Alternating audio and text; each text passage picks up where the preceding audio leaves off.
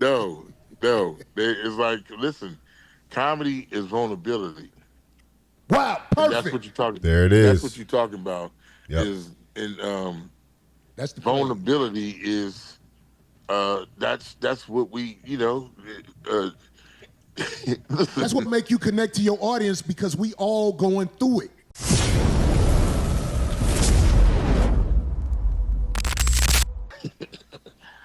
I value. I'm gonna tell you two things. Times are changing to where we can exist, and our ideals are survive. You're a survivor, like I'm a survivor. Mm. Um, no matter what I do, it gets whatever. Somebody whatever they'll no matter what. I've done 112 films, Damn. Yeah. and Solid. I don't think a lot of y'all understand how big of a feat that is. To do over 100 movies in your career means you have mastered something. Most people do not get to do 100 movies at all. You understand? So when Faizon says the things that he says, like he's coming from a place of experience. He's had that experience. And that's what I'm saying. When people get down on their luck or they're not as popular as they once were, people think like somehow their opinions don't matter or somehow they're outside and they're just jealous. No, they're speaking from experience. And a lot of times it gets confused with hate. And I think a lot of people need to stop and really listen to what people like Faizon are saying. This dude was in a classic movie early in his career. We don't respect the people in our business the way we should, especially black people. You know, Hollywood is so transactional. You're only as good as your last hit. And then people feel like you're somehow aren't worth as much as you really are. it gets not whatever. But this guy here, uh, Country Kevin or whatever, Country Wayne, I'm like, nigga, what? It's like Uh, you can't compare what we do to what this whatever they call themselves is doing. I know what you're saying. So And I'm gonna don't tell you even. something. Mm, I love Country Wayne because he has never been none but a gentleman of around me. course, But the of course. internet guys are different with what they do than what we do as us comedians who found a way to make a way with stand up because we're first of all we black comics, so we already got that what we working against us. But just to maintain out here, people like you said, you did all them films, man. Motherfuckers don't understand, man. If you make $10,000 a week, guess what? You owe $10,000 that whole yeah, week. Niggas for don't real. understand that. For It ain't real. about how much money you get, because motherfuckers, they gonna find a way to tax you with every dime you got. You Listen, you had to owe get that. there. You had to get there. You had to pay your hotel. You had to pay. Like I pay my middlers because I want people. I want like Mario. Mario will tell you. I pay him. Mario, Derek Keener, whoever it is. Well, I'll try to find because it keeps me in shape The on stage. expenses. It Yeah. don't. It Yeah. keeps. I can't just kick back and but it's just the toxic of people think they gotta like this one over this. Listen, brother, it's apples and oranges. If you move for apple, you move for apple. You move for orange. You don't have to explain why you like this person. You just like the person. I Exactly. just don't like these niggas pointing at me saying, "Well, he don't know what the motherfucker I know. I was there when they invented that bullshit you doing, nigga. I had to get on stage with real That's motherfuckers. real. Robin Harris, Bernie Mac, Shout out. Sam Kinison, Woo. Damon Wayans. Not Yeah. no motherfucking phone. Yeah. The We had phone. to get on stage and get out for real in these little hole in the walls with chicken and soup and selling chicken and Hennessy. So Yeah. when they say well it's a Paid his new dues. era, it ain't no new era. You still got to be funny, motherfucker. Exactly. Let it be You known. still got to be. You still got to go and If you're say not funny, you a you're not trend. going. You're not. There you go.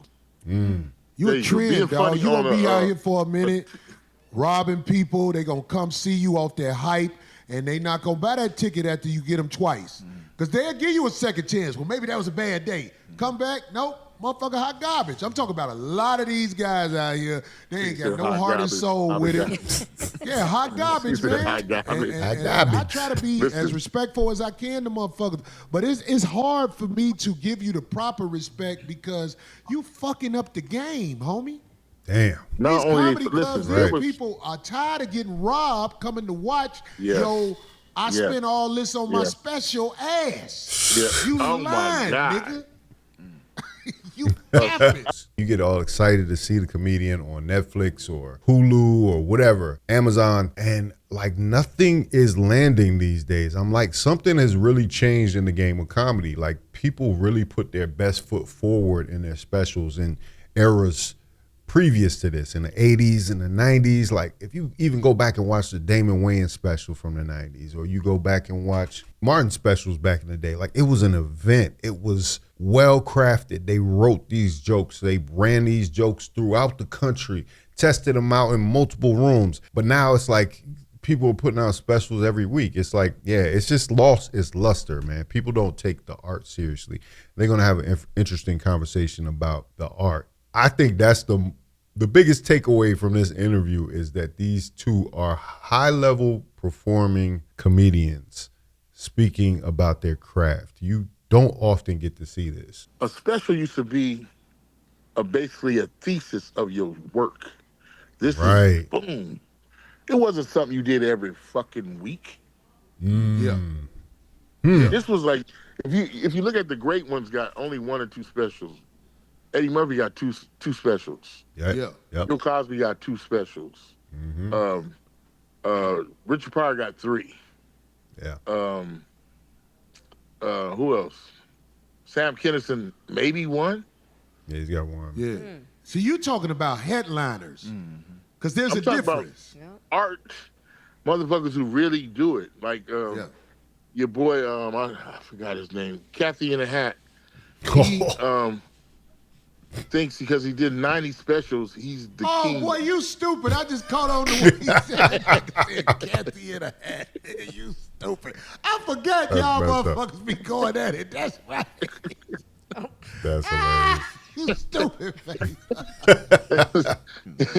Kathy in a Hat, I heard him say that he was more popular and funny than Richard Pryor. I was like, man, I ought to piss on you, nigga. Do you understand what you saying? Yeah. Yeah, that's right. Man, I can look. remember all of Richard Pryor's jokes. I can't remember Kathy in a Hat jokes. Kathy Williams, sorry. I'm sorry, Kathy Williams. That nigga Faizon stupid. I can't remember none of them jokes, bro. So, and but people like it. Okay, good, but don't. You don't have to discredit Richard Pryor. Yeah. You can't. Greatest. You know what I've never heard, Corey, What's up? is a great comedian say I'm funny. How about that? People I've say never you heard funny. Richard Pryor tell somebody he was funny. You know what he used to say before he started? I hope I'm funny. It was Wow. funny last night. I don't know what it's gonna be tonight. That's right. That's the true essence of somebody who was constantly in search of that art, that is constantly in pursuit. That's fascinating. And I've heard Richard Pryor say that. I hope I'm funny.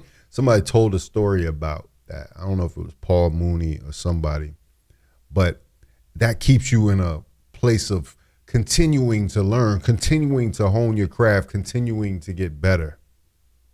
And your humility is there. The humility is there. That's profound. Right. Because I'm going to tell you something. Once you reach a certain level of comedy, you really don't know what the fuck you're going to say every night. Because it's coming out of you, dog. It's pouring out of you. This is my watch this. You. That's right. This is my motherfucking pain, nigga. I ain't proud to be this nigga I am. Yes. But this what it is. Yes. That's a real comic right there. That's right. All these motherfuckers that's proud to be who they are, something the fuck wrong with you because most of you motherfuckers got some fetishes out there that you're not really ready to talk about. Richard Pryor used to talk about all kind of shit. Yeah. Paul Mooney was there when I fucked my first man. That's what the man said over the special. You never hear these niggas. Do you hear these comics talking about cocaine? I never hear Nope. comics talking about cocaine. Richard Pryor used to talk about, I must have snorted Peru, nigga. He didn't give a fuck. Peru. A lot of them are on His it. grandmama said, "Boy, you gotta quit putting that shit in your nose." He said he tried to step it down the toilet. He said, "Nigga, we could have sold that back to the nigga who got it from." Right, nigga. See, them real comics, dog. Them real comics. And I ain't dissing nobody, but I am saying, y'all niggas lying about who you are, nigga. Damn. If you Yeah. know you a motherfucking menace and you motherfucking always getting into it with motherfuckers over pussy shit, why ain't none of that in your act? I'm talking about if you know you got a boyfriend on the side, why this ain't in your Hilarious. act? Nigga? Why? Because we know Yeah. you niggas. Yeah. We know Yeah. you niggas who got boyfriends. a Stop fact. it. You will never be funny because you ain't talking about you. You talk about The what truth. you think they want to hear, nigga. They want There to you see go. you. Talk There you about go. That- how you had to go to the hospital when you got used to you and your boyfriend having sex. Y'all niggas don't never talk about that, nigga.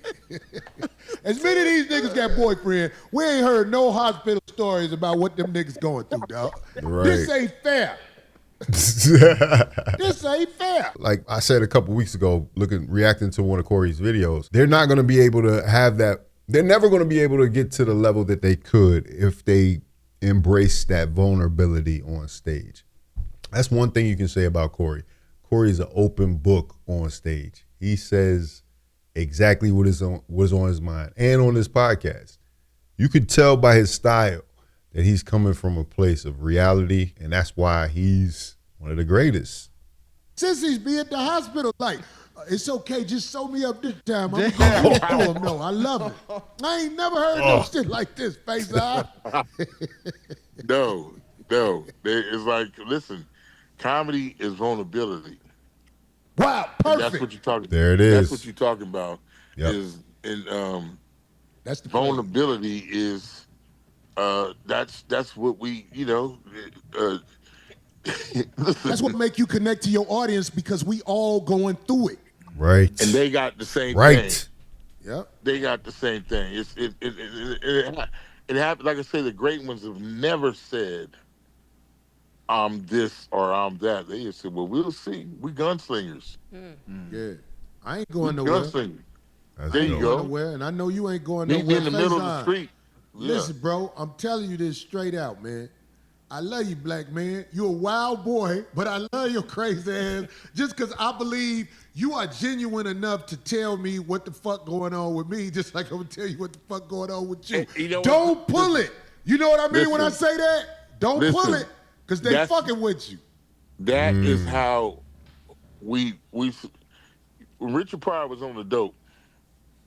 Jim Brown came to his house and says, "What you gonna do?"